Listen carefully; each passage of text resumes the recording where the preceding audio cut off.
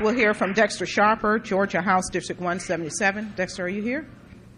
Okay. I think we have a representative for Bickham Mahanti, Senate District 8. Jarrell Anderson? No? The person not here? Doesn't want to talk? Well, can you wave your hand? Okay. All right. Okay.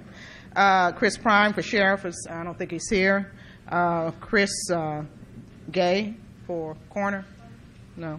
Okay, Robert Doerr? No. Alan Lane, I know who's here.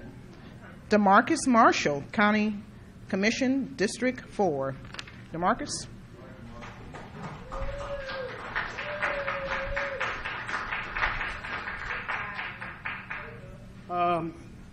Good afternoon, everyone. All I can say is thank God.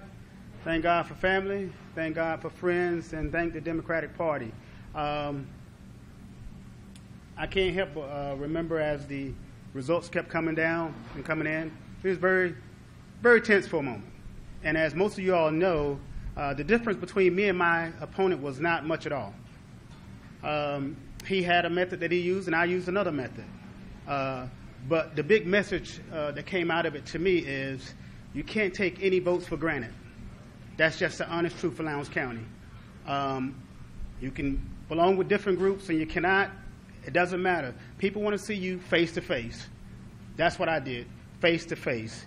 And nothing like getting the concerns for the citizens head on.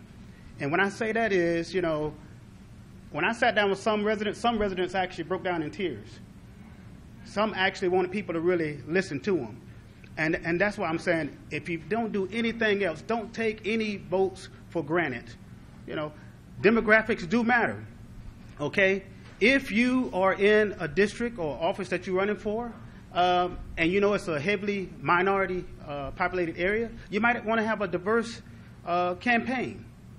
You know, some people from different backgrounds with you. If you're going in a predominantly rich or a white neighborhood, you want to have some diversity with you. Just to be honest with you, these are just tricks of the trade. Super District 4, it has approximately 85 to 90% of the mega churches in Valdosta.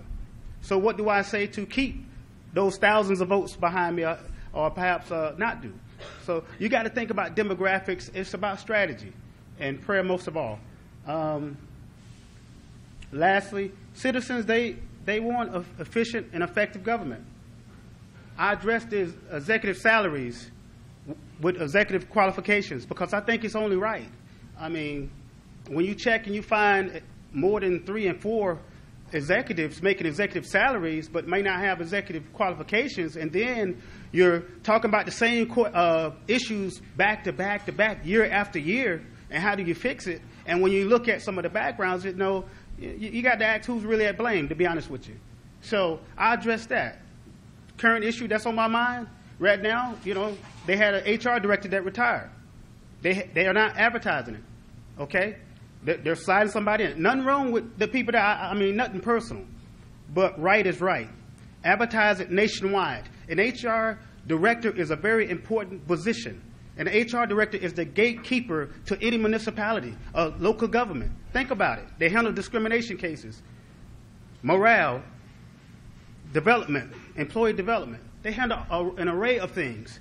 So it's very important that we get somebody with the background and encourage them to get somebody with the background, at least show that you're trying to get somebody that's well qualified that can protect Lowndes County.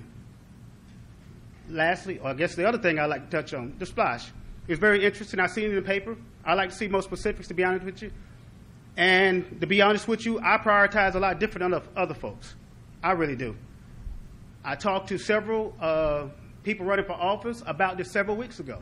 I have no problem with some of the ideas that people had, but my concern is on the eastern portion of town and southern portion of town.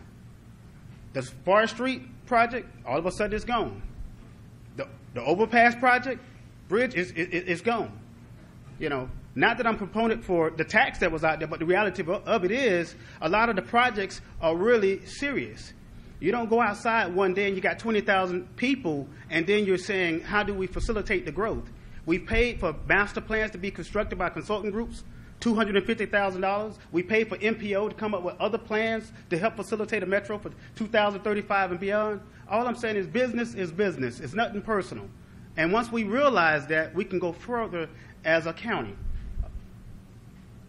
I'd like to thank everybody that voted for me, and I pray for your support. Come November, if you got any questions or want to talk to me about any issues, I'm open, but I got to tell you, I'm straightforward, and I believe in shooting straight. I'm not going to dress it up because I think we've dressed too many things up around here. I'm not the traditional politician. Thanks.